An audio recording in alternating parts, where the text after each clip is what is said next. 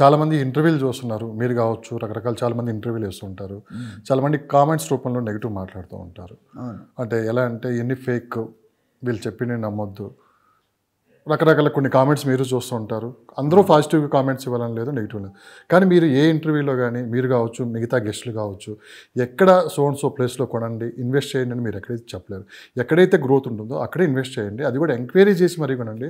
HMD మీకు approval ఉన్న మొత్తం ప్లాట్లే తీసుకొని చెప్పి మీరు చాలా సందర్భాల్లో చెప్పారు. ఈ నెగిటివ్ కామెంట్ చూసినప్పుడు నెగిటివ్ కామెంట్ చేసే వాళ్ళకి మీరు ఏం చెప్తారు? ఈ ప్రశ్న చాలా మంచి ప్రశ్న. ఆన్సర్ చేసే ముందు నేను ఒక ప్రోగ్రామ్ చేసిన, మీకు కూడా వీడియో పంపించాను. జేడి లక్ష్మీనారాయణ నా programme one of the keynote స్పీకర్గా వచ్చారు. ఆయన ఫస్ట్ నా వీడియో మీరు స్టేట్మెంట్ ఉంది, నందివారు కొత్తదనానికి నాంది పలుకుతున్నారు అని చెప్తూ, ఎవరైనా ఒక కొత్త పని చేయాలంటే వాడు కాళ్ళు లాగే వాళ్ళు బోల్డ్ మంది ఉంటారు, ముందుకెళ్ళనివ్వకుండా. అలాంటి వాళ్ళు మనం పట్టించుకోవద్దు. ఇప్పుడు ఒకటే కామెంట్ రాసే వాళ్ళు ఎవరైతే నెగిటివ్ కామెంట్ రాస్తారో వాడు is a democratic person, democratic అంటే రాసుకోవచ్చు. కానీ ఒకటే అక్కడ 3 లక్షల వ్యూస్ వచ్చినప్పుడు ముగ్గురు నెగిటివ్ రాస్తే ఎంత పర్సెంటేజ్ అండి? మీరు కావచ్చు, చాలామంది గెస్ట్లు వచ్చి మాట్లాడుతూ ఉంటారు. ఈ నెగిటివ్ కామెంట్స్ కొంతమంది దాన్ని ఎక్కువ స్ప్రెడ్ చేయటం, కొంతమంది దాన్ని వీడియోలు చేసి మరీ పెట్టడం, ఇలాంటివి జరుగుతున్నాయి రీసెంట్గా. జరుగుతున్నాయండి. ఎందుకంటే కానీ అంత ఆషామాషా వ్యక్తులను అయితే ఇక్కడ కూర్చోబెట్టడం, దాదాపు 30 సంవత్సరాలు అనుకుండా మీరు ఎన్నో చూశారు. రియల్ ఎస్టేట్ రంగంలో ఎంతోమంది ట్రైనింగ్ ఇచ్చారు. సో కొంతమంది నెగిటివ్గా కొన్ని వార్తలు రాస్తూ ఉంటారు. కొన్ని యూట్యూబ్ ఛానల్స్లో కొన్ని నెగిటివ్గా మాట్లాడే వాళ్ళు చాలామంది ఉన్నారు వీడియోస్ చేసి. వీళ్ళందరికీ మీరు ఒక ఫైనల్గా మీరు చెప్పవలసింది ఒకటే అండి, వాళ్ళకి ఏదైనా డౌట్ ఉంటే 1-to-1 కూర్చొని మాట్లాడగలరు. వాడికి తెలిసి ఇప్పుడు నేను ఒకటే అన్నాను, ఒక వీడియోకి మీకు 3,50,000 వ్యూస్ వచ్చాయి, మీరే చెప్పారు. 3,50,000 మంది చూసిన దాంట్లో ముగ్గురు నెగిటివ్ కామెంట్ పెడితే వాళ్ళు ఎంతవరకు కరెక్ట్ అనేది ఆలోచించుకోండి. What is the percentage of people? కరెక్ట్గా. సో మనకి ఎంత నాలెడ్జ్ ఉందో వాళ్ళందరూ వాళ్ళే బయటపడుతున్నారు. ఇఫ్ దే ఆర్ సో, వాళ్ళు కూడా మాట్లాడవచ్చు కదా. వాళ్ళు మాట్లాడే రూమ్లో మాట్లాడడం వేరు, స్టేజ్ మీద మాట్లాడడం వేరు. మనం స్టేజ్ మీద మాట్లాడుతున్నాం, ఇన్ ది పబ్లిక్ చేస్తుంది. సో మీకు ఒకటే 3 లక్షలు 2 లక్షలు 1,00,000 వచ్చినప్పుడు ఒకళ్ళిద్దరు ఉంటారండి. మన 5 ఏళ్ళు కరెక్ట్ ఉండవు కదా, అన్ని ఏళ్ళు వేరే సైజు. నేను చాలాసార్లు చెప్పాను, ఒక అమ్మ నాన్నకి మీరు తప్పుగా భావించొద్దు. అంటే ఇలాంటి సందర్భాలు వచ్చినాయి కాబట్టి మనం ఎక్కడ కూడా ఇన్వెస్ట్ చేసే వాళ్ళు కొంతమంది అవి చూసి కొంతమంది మీ వెంచర్లు ఉన్నాయా అని అడిగాడు. పబ్లిక్ నేను ఓపెన్గా చెప్పేది, నా పర్సనల్ వెంచర్ లేదు, పెట్టుకోకూడదు అనుకుంటున్నాను. ఎందుకంటే నేను ఒక పబ్లిక్ స్పీకర్ నేను న్యూట్రల్ డెసిషన్ ఇస్తాను.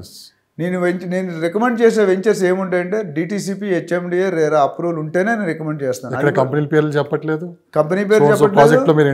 నా దగ్గరికి రానని యావరేజ్ చెప్పాను కదా, 4-5 కన్సల్టింగ్ ఎవ్రీడే వస్తారు. వాళ్ళకి ఒకటే చెప్తాను, ఈ ప్రాజెక్ట్స్ ఉన్నాయి, నేను చెప్పింది only guide. I can only take camel up to the sea. నీళ్ళు తాగాల్సింది మీరే. నేను ఎన్నో ఇంటర్వ్యూలు చెప్పాను, డబ్బులు 2 కోట్లు ఖర్చు పెట్టిన 2 గంటలు 2 రోజులు టైం స్పెండ్ చేయండి. నేను చెప్పిన మాట మీద వెళ్ళొద్దు. నేను ఒక క్లూ ఇచ్చాను మీకు, ఇలా చేసుకుంటే మంచిది, ఈ డాక్యుమెంట్ చేయండి. నేను ఈ కంపెనీలో కొనండి, ఇక్కడే కొనండి. నేను ఎక్కడ ఏ ఇంటర్వ్యూలో ఇక్కడే కానీ 15 ఛానల్స్ మాట్లాడి ఏ ఛానల్లో కూడా చెప్పలేదు. కామెంట్స్ పెట్టేవాళ్ళు వాళ్ళ కర్మ. వాళ్ళకి ఏదైనా డౌట్ ఏ చెప్పినా కానీ ప్లాట్లు తీసుకున్న వాళ్ళకి కొన్ని జాగ్రత్తలు తీసుకోవాలి. దాన్ని మీరు 1-2 సార్లు చెక్ చేసుకుని ముందుకెళ్ళమని చెప్తాం. కానీ ఇప్పుడు షాద్నగర్లో నా ప్రాజెక్ట్స్ లేవు, శ్రీశైలంలో నా ప్రాజెక్ట్స్ లేవు, సంగారెడ్డిలో నా ప్రాజెక్ట్స్ లేవు, ముంబై ఎక్కడ నా ప్రాజెక్ట్స్ లేవు. మనం ఏం చెప్తామంటే మీరు పెట్టే ఇన్వెస్ట్మెంట్ని జాగ్రత్తగా చూసి పెట్టుకోండి. ఒక బిల్డర్ని మనం ఏం మాట్లాడడం, ఒక బిల్డర్ని ఎలా సెలెక్ట్ చేసుకోవాలి, ఒక ఏజెంట్ని ఎలా సెలెక్ట్ చేసుకోవాలి, ఒక లొకేషన్ ఎలా సెలెక్ట్ చేసుకోవాలి, డెవలప్మెంట్స్ ఏం చూడాలి, ప్రైవేట్ డెవలప్మెంట్స్ ఏం చూడాలి, సజ్జలు ఏమున్నాయి, దీనివల్ల వచ్చే బెనిఫిట్స్ ఏంటి, గత 10 సంవత్సరాల్లో ఏమైంది, నెక్స్ట్ 10 yearsలో ఏం అవబోతుంది, ఇదే మనం మాట్లాడుకున్నాం.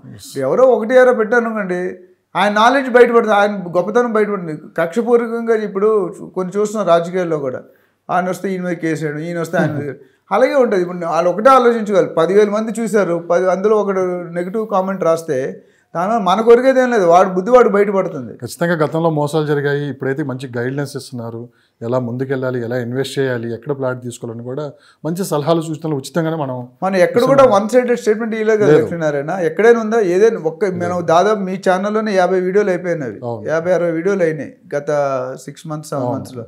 ఏదైనా ఒక వీడియోలో చెప్పండి, ఈ బిల్డర్ దగ్గర కొనండి, ఈ ప్రాజెక్ట్లో కొనండి, ఈ ఏరియాలో కొనండి, ఈ ఏజెంట్ దగ్గర కొనండి, ఎక్కడే చెప్పలేదు. కస్టమర్ శ్రేయస్ కోసం మనం చెప్తూ ఉంటాం. మనం ఏం చెప్పామంటే మీ డబ్బులు సేఫ్గా ఉండాలి అంటే ఈ జాగ్రత్తలు తీసుకోండి. మీకు ఇందులో ఏమైనా సహాయం కావాలంటే మమ్మల్ని సంప్రదించండి, మేము డెఫినెట్గా మీకు హెల్ప్ చేస్తాము. మీకు మంచి దారిలో మంచి రిటర్న్స్ వచ్చేటట్టు చెప్పి ఇప్పుడు కూడా నేను ఏం చెప్పాను, 7,000 పెట్టి కొనుక్కునేవాడికి ఉంది, 70,000 పెట్టి కొనుక్కునేవాడికి ఉంది. 2 ఐడియాలు ఇచ్చాం మనం ఇవాళ ఎపిసోడ్లో కూడా. కానీ 7,000కి ఎక్కడ దొరికింది, 70,000కి ఎక్కడ దొరికింది కూడా క్లారిటీ. మీ ఇష్టం. నేను 70,000 కొనుక్కుంది ఎంత అప్రిషియేషన్. నేను బంజారాల్స్ ఎగ్జాంపుల్ ఇచ్చాను. 3,50,000 ఉంది నేనున్న ఏరియాలో. డబ్బులు ఉన్న అక్కడ కొంటారు, డబ్బులు ఉన్న వాళ్ళు కొంటారు. అప్రిషియేషన్ లేదు అక్కడ, ఆల్రెడీ స్టాగ్నెంట్ అయిపోయింది. 5 సంవత్సరాల తర్వాత ఎంత అవుతుంది? సంవత్సరానికి 10,000 పెరిగితే ఎక్కువ, 3,50,000 4,00,000 అవుతుంది.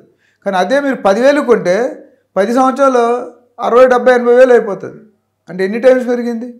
First 5 years double, second 5 years 10 years కల్లా 5 times, 20 yearsకి 10 times అవుతుంది. అయిన రికార్డులు ఉన్నాయి నా దగ్గర. ఎవరికైనా ఇంట్రెస్ట్ ఉంటే కామెంట్ చేయడం కాదు, ధైర్యంగా వచ్చి మాట్లాడండి, 1 to 1 కలవండి, క్లారిఫై చేసుకోండి. మీకు సగం నాలెడ్జ్తో పెడితే అది మీ కర్మ. అది మనం ఎవరిని బ్లేమ్ చేయడానికి లేము, ఎవరిని మోసం చేయడానికి లేము. నా కంపెనీకి పెట్టింది పేరు, నేను 30 years ఇండస్ట్రీలో ఉన్నానంటే ఒక్క బ్లాక్ స్పాట్ లేకుండా బతుకుతున్నాను. ఎందుకంటే ఐఎమ్ వెరీ క్లియర్. చాలామంది అడుగుతారు, సార్ మీరు 5,000 కోట్ల కంపెనీ నడిపారు, ఇంత సింపుల్గా ఉన్నారేంటి, డౌన్ టు ఎర్త్ అంటే ఎంత ఎదిగితే అంత ఒదిగి ఉండాలి మంచిది. మనం ఇక్కడ పబ్లిక్ సేవ చేయడానికి ఉన్న అవేర్నెస్ క్రియేట్. ఇప్పుడు మీరు నాకు ఎంత డబ్బులు ఇచ్చారండి ఇంతవరకు? ₹1 ఇచ్చారా? మా ఇంటికి వచ్చి రికార్డ్ చేస్తే మా టీలు టిఫిన్లు ఖర్చులు తప్ప మీరే నాకు ఇవ్వట్లేదు అని నేను అడగట్లేదు. అంటే మనం ఒక ప్యాషన్తో చేస్తున్నాం, కష్టంతో చేయట్లేదు, ఇష్టంతో చేస్తున్నాం. ఇష్టంతో పని చేస్తే అన్నీ అవుతాయి. 10 మందికి ఉపయోగపడాలి, 10 మందికి మన వాళ్ళు బాగుపడాలి. పెట్టిన ప్రతి రూపాయి వాళ్ళకి సేఫ్ సైడ్గా. ఇప్పుడు 11,000 మందికి ట్రైనింగ్ ఇచ్చానంటే 11,000 ఈచ్ ఫ్యామిలీకి 4-5 మెంబర్స్ ఉంటారా? నా ఉద్దేశం అంటే 1,00,000 మందికి ట్రైన్ చేయాలంటే 5 లక్షల మంది నా పేరు చెప్పుకొని బతకాలి. అంటే we're creating so many leaders. ఆ లీడర్ అయిన తర్వాత వాడు ఇంకో 10 మంది లీడర్స్ క్రియేట్ చేస్తారు. నా దగ్గర ఎంతోమంది చదువు ట్రైనింగ్ తీసుకునే వాళ్ళు, మెంటర్షిప్ తీసుకునే వాళ్ళు, దే రన్నింగ్ గుడ్. అందరూ చేయట్లేదు. మీరు ఒక క్వశ్చన్ అడిగారు, ఎంత శాతం సక్సెస్ అయిన ఒక పాత వీడియోలు ఎక్కడ అడిగారు మీరు. నేను 100% నేను ఎప్పుడు చెప్పలే. నా సక్సెస్ రేట్ 70-75% ఆగిపోయింది. ఎందుకంటే మిగతా 25% నా ఫాల్ట్గా. నేను చెప్పింది అదే సబ్జెక్టు, అదే కేసెస్, అదే ఎగ్జాంపుల్స్, అదే రూల్. పని అవతలోటి కాన్సన్ట్రేట్ చేయలేదు. వాడి టైం పెట్టుకుంటే చేస్తే వాడి కర్మ అది. మన దగ్గర చెప్పింది చెప్పినట్టు చేస్తున్నట్టు. నేను ఒక చిన్న ఎగ్జాంపుల్ ఇచ్చి క్లోజ్ చేస్తాను. ఒక ఋషి 3 శిష్యులు పిలిచి దోషినంటే ఇసుక వేసాడు. వేసి ఒక 1/2 కిలోమీటర్ నడమన్నాడు. మీరు అందరూ ఇసుక పడకుండా నడండి. అందులో ఫస్ట్ క్యాండిడేట్ ఏం చేశాడంటే, ఈ గురువుగారు పని పట్టలేదు ఏదో చెప్తాడు, అక్కడ పంపించి నడిచి వెళ్తాడు. రెండోవాడు మిలాంటాడు, ట్రై చేశాడు, ఫెయిల్ అవ్వకుండా 50% ఉంది, 50% పడిపోయింది. మూడోవాడు నాలంటాడు, అసలు ఒక చుక్క కూడా పడకుండా వెళ్ళాడు. అప్పుడు గురువుగారు ఋషి ఏమన్నాడంటే, మీరు చెట్టు పట్టుకోండి అన్నారు. చెట్టు పట్టుకున్నంత ఏమేమి తెలుసో షాకింగ్, చేతిలో ఎంత వేసుకుందో అంత బంగారం అయిపోయింది. అంటే గురువుగారు చెప్పింది మీరు యాజ్ ఇట్ ఈజ్ ఫాలో అయితే మీకు రిజల్ట్స్ వస్తాయి. గురువుగారిని క్వశ్చన్ చేసి చక్రం రౌండ్గా ఎందుకు ఉంది, స్క్వేర్గా ఎందుకు ఉంది కూడా మీరు టైం వేస్ట్ చేసుకుంటే you're wasting your time. Already 30 సంవత్సరాలు రీసెర్చ్ జరిగిపోయింది. అది పీపుల్ హ్యావ్ ఇన్వెంటెడ్. బల్బు రౌండ్గా ఎందుకు ఉంటుంది, స్క్వేర్ ఎందుకు ఉంటుంది అంటే దాని ఇల్లాజికల్. మీరు ఉన్నదాన్ని ఫర్దర్ ఎలా ఇంప్రూవ్ చేయాలి. మీరు ఒక క్వశ్చన్ అడిగారు, దాన్ని తీసేస్తారా అని అడిగారు. దాన్ని తీసానండి. నేనేమన్నా దానికి మెరుగులు దిద్దుతారు అంటే ఇంకొద్ది మంచి ఫీచర్స్ యాడ్ చేస్తారు. మిస్ అయిన కొన్ని లూప్ హోల్స్ ఉన్నాయి, ఆ లూప్ హోల్స్ కవర్ చేసి ఇంప్లిమెంట్ చేసి దాని పేరు మారుస్తారు. అంతవంతా దాన్ని అనేది తీసేలేదు కదా. సో కామెంట్స్ రాసేవాళ్ళు ఒకటే నా సజెషన్ కానీ లేకపోతే అడ్వైజ్ ఏంటంటే, మీరు రాయండి. మీరు ఆలోచించి రాసినప్పుడు కరెక్ట్గా రాయండి. మీకు రాయడం రాకపోతే డోంట్ రైట్. సరిగ్గా ఇంగ్లీష్ రాయలేరు, కామెంట్లు రాస్తారు. తెలుగు సరిగ్గా రాయలేరు, రాసేటప్పుడు బండ బూతులు తర్వాత మీ నాలెడ్జ్ బయటకు వస్తుంది కదా. మీరు కామెంట్ చేయాలనుకుంటే చేయండి ప్లీజ్, యు ఆర్ వెల్కమ్. మీరు నెగిటివ్ రాయండి, కరెక్ట్ రాయడం నేర్చుకోండి ఫస్ట్. ఎంత టైం చేసుకొని ఎంత రీసెర్చ్ చేసి మేము చెప్తామండి. Correct. We want to do service to the public. So comment చేసే వాళ్ళు దయచేసి నా రిక్వెస్ట్ ఏంటంటే, మీరు రాయండి, సెన్సిబుల్ కామెంట్స్ రాయండి. ఇంకోటి 10,000 మందిలో నువ్వు ఒక్కడో రాస్తుంటే నీ బండారం బయటపడుతుంది. అది ఒక్కటే ఆలోచించుకుంటే చాలు. More than enough. Thank you sir. Thank you. Thank you అండి.